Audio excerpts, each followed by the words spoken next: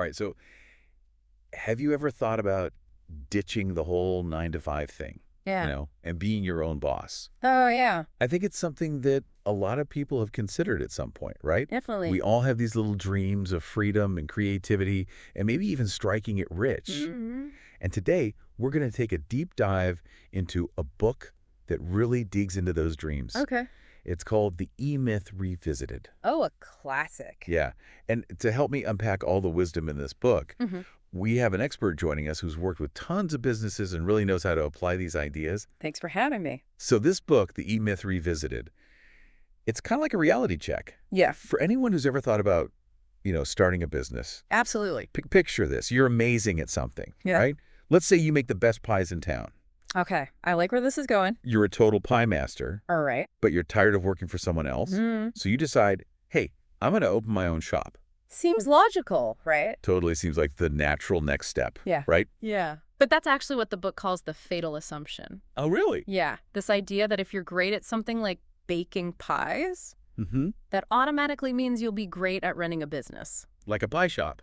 Exactly. I see. So it's not enough to just be good at the craft itself. Right. You need to have the skills to actually manage a business. Exactly. Being a great pie maker doesn't mean you know how to manage employees or handle finances or market your shop. Cover different skill set. Yeah. And the book actually tells this great story to illustrate this point about a woman named Sarah. Oh, yeah, Sarah. She's an incredible baker. Amazing pies. Right, the best. Right. But she opens her own shop, and everything just falls apart. Right, the business side of things just overwhelms her. Yeah, she's drowning in paperwork. She's Yeah. struggling to manage her employees. And she's probably working like 24/7. Totally burning herself out. Yeah, and the book uses Sarah's story to show that this happens all the time. Because people try to build a business around their technical skills. Yeah, instead of building a business that works no matter who's doing the technical work. Oh, interesting. So how do we avoid falling into that trap? Well, the book introduces this concept of the 3 personalities that exist within every business owner. Okay, 3 personalities. Yeah, the entrepreneur, the manager, and the technician. I'm already trying to figure out which one I am. Right, everyone does. So break those down for me. Okay, so the entrepreneur, that's the visionary, the big idea person, always thinking about the future. Good. Then you have the manager, who's all about systems and organization, making sure things run smoothly. The one who keeps everything in order. Exactly. And then there's the technician, who loves to get their hands dirty and actually do the work. So going back to our pie example. Yeah. If I'm the baker, spending all my time perfecting recipes and baking, You're probably the technician. does that mean I'm letting the technician personality take over? It could. And that's where things can get tricky, because you end up working in your business instead of on your business. Oh, I see. So instead of focusing on all those other important things. Like marketing, finances, building systems. Right. I'm just stuck in the weeds actually making the pies. Exactly. So recognizing our dominant personality is kind of the first step. It's crucial for understanding our strengths and weaknesses as business owners. All right, so we've got these 3 personalities at play, and the book also talks about 3 phases of business growth. Right. Yeah, infancy, adolescence, and maturity. Okay, tell me more about these stages. So infancy, that's when the business is basically an extension of the owner. Like they're one and the same. Exactly. Tons of excitement and energy, but also super high risk of failure. Why is that? Well, if the owner doesn't evolve beyond that technician mindset, Mm-hmm. the business can crumble. So if our baker Sarah is stuck in infancy, Yeah. she's probably doing everything herself, Yeah. working around the clock. And feeling completely overwhelmed. Recipe for disaster. Pretty much. And that's when things can start to really fall apart as the business grows. She enters adolescence. Okay, adolescence. What happens then? Things get chaotic. She might start hiring people, but without clear systems and processes. It's going to be more chaos. Yeah, it's a make or break point for a lot of businesses. Because Because the owner needs to start thinking more like a manager and less like a technician. shifting gears. Right. And if they can navigate that transition successfully, they'll eventually reach maturity. Okay, so what does a mature business look like? Well, it runs smoothly even without the owner needing to be there constantly. That sounds amazing. Right. Systems are in place, everyone knows their role, and the business operates like a well-oiled machine. Like a franchise. Exactly. And that's where the idea of a franchise prototype comes in. Right. The book argues that to build a truly successful business, Mm-hmm. you need to think of it like a franchise. You need to develop systems and processes that can be replicated. Regardless of who's doing the work. Exactly. So even if you had 5 or even 500 pie shops. The quality and consistency would be the same. So it's not just about growing bigger. It's about building a business that works, whether you're there or not. It's about freedom and leverage. So how do we go from being a technician stuck in infancy to building this mature franchise-like business? That's the million-dollar question. That we're going to dig into next time. Exactly. We'll explore the book's strategies for building your own franchise prototype, starting with defining your primary aim and developing your strategic objective. All right, listeners, get ready to take some notes because things are about to get really interesting. Welcome back. So last time we were talking about those 3 entrepreneurial personalities, the entrepreneur, the manager, and the technician. Right. And how figuring out which one kind of dominates our thinking is so important for business success. Absolutely. And we were just getting into this idea that a truly successful business, it should operate like a well-oiled machine. Yeah. With systems in place that ensure consistency and allow the owner to step away. Like a franchise. Right, without everything falling apart. Exactly. But before we dive into the nitty-gritty of building those systems, Okay.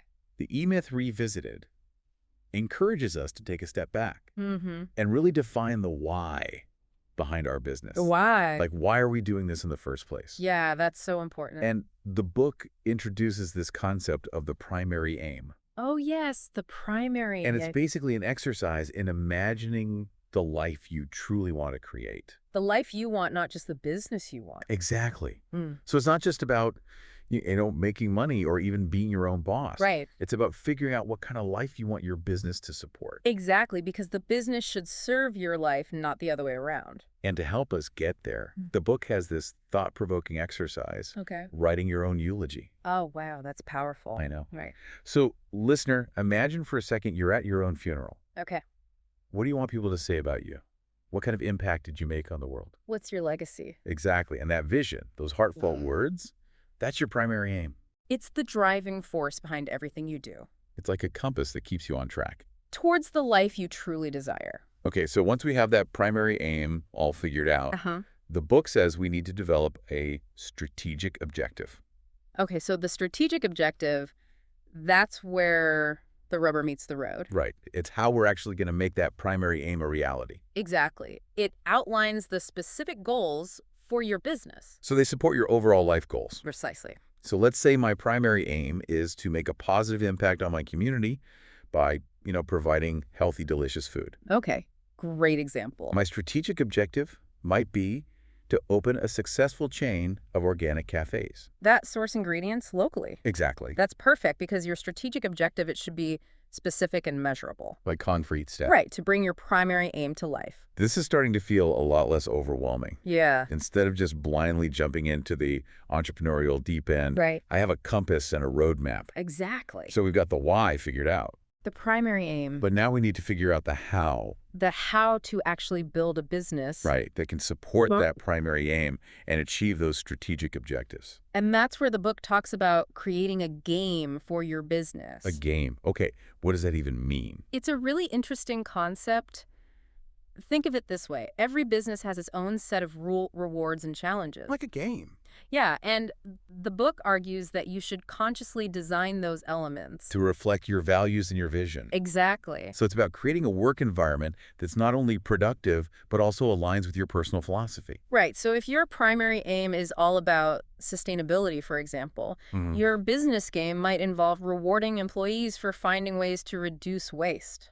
Oh, interesting. Or partnering with local suppliers who share your commitment to the environment. So everyone's playing the same game. And working towards a common goal. And it's a game they actually believe in. Exactly. Okay, so we've got our employees motivated and engaged. But now we need to think about how to connect with customers. Ah, marketing. And that's where I think a lot of small business owners struggle. It's a big one. And the book talks about this idea of the customer's perceived reality. Yes, perceived reality. I don't think I fully grasped that concept. So it basically means you need to see your business through the eyes of your customer. Oh, okay. What are their needs, their desires, their fears? What are they really looking for? So it's not just about, shouting your message from the rooftops. Right. It's about really understanding your audience. And tailoring your message to resonate with them. Connecting on an emotional level. Exactly. Okay, so to really understand our customers, the book talks about demographics and psychographics. Two essential elements of any good marketing strategy. Remind me, what's the difference between those two? So demographics, those are the basic facts about your target audience. Like their age, gender, income level. Exactly. Whereas psychographics delve deeper into their values, beliefs, motivations, lifestyles. So demographics tell you who your customers are. Right. And psychographics tell you why they buy. That's a great way to put it. And the book really emphasizes that understanding the why is so crucial. For crafting marketing messages that truly resonate. And to illustrate this point, the E-Myth Revisited tells this hilarious story. Oh, I love this story. About a financial advisor who discovered the power of psychographics. Through a wardrobe change? Through a wardrobe change. Tell me more. So this guy always wears these conservative dark suits to meet with clients. Okay, typical financial advisor attire. Right, but one day he decides to shake things up and he wears a bright orange suit to a meeting. A bright orange suit. I'm already picturing this. And the client's reaction was completely unexpected. What happened? Instead of seeing him as less professional or trustworthy, they actually found him more approachable and relatable. Just because of the orange suit? Yeah, because it tapped into something deeper than just demographics. It tapped into their psychographics. Wow. So this simple change in clothing completely shifted their perception. Exactly, and that's the power of understanding the why behind people's decisions. So the small details matter. They really do. And that brings us to the final and arguably most important piece of the puzzle: systems. Systems. We've been dancing around this concept all along. It's a foundation of a successful, scalable business. So let's break it down. What exactly do we mean by systems, and how do we go about building them? All right, welcome back. So we're wrapping up our deep dive into the E-Myth Revisited. Feeling enlightened yet? I know, right? We've uncovered some serious entrepreneurial wisdom. We have, from identifying those entrepreneurial personalities to figuring out our primary aim and even mastering the art of marketing. But there's one piece of the puzzle we haven't fully explored yet. The big one. The one the book keeps hammering home as absolutely essential. Systems. Systems. All right, reminder time for everyone. Okay. What are those 3 types of systems we need to create? So the E-Myth Revisited breaks it down into hard systems, Okay. soft systems, and information systems. Got it.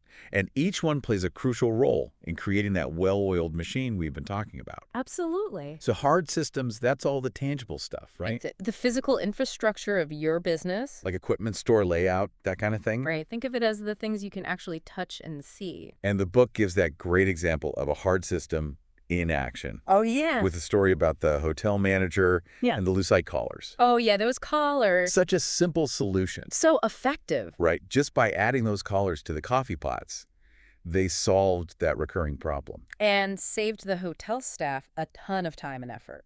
A brilliant example of how a small, well-designed hard system can make a big difference. Big difference. Okay, so then we have soft systems. The less tangible but equally important elements of running a business.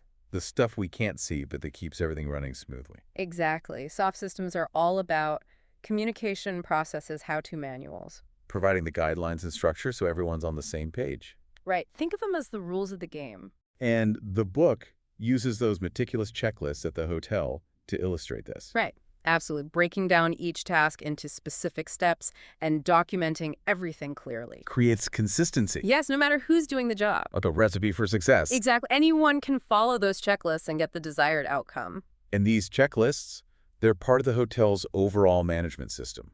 Which the book defines as a system designed to produce a specific marketing result. So it's not just about having systems for the sake of having systems. Right. It's about designing systems that are strategically aligned with your goals. And ultimately help you achieve your strategic objective. Which brings us to information systems. The data-driven side of things. Right. They're all about collecting and analyzing data. To track progress, identify areas for improvement, and make sure those systems are delivering the results you want. It's about having your finger on the pulse of the business, right? Exactly. Knowing what's working, what's not, and making adjustments as needed. So it's this constant cycle of innovation, implementation, and evaluation. You create a system, measure its effectiveness, refine it, and keep iterating. Until it's running like a well-oiled machine. Precisely. And this whole process of building and refining systems. That's what ultimately allows you to step back. And create a business that doesn't require your constant presence. Which is the dream, right? It is, the book calls it the turnkey revolution.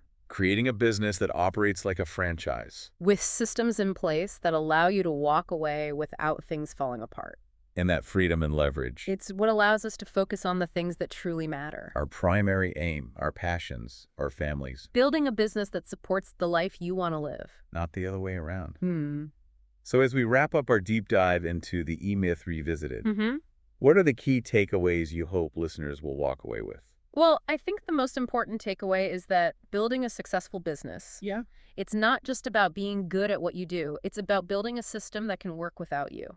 Challenging that fatal assumption? Right. Defining your primary aim, creating your franchise prototype. And remembering that entrepreneurship, it's a journey.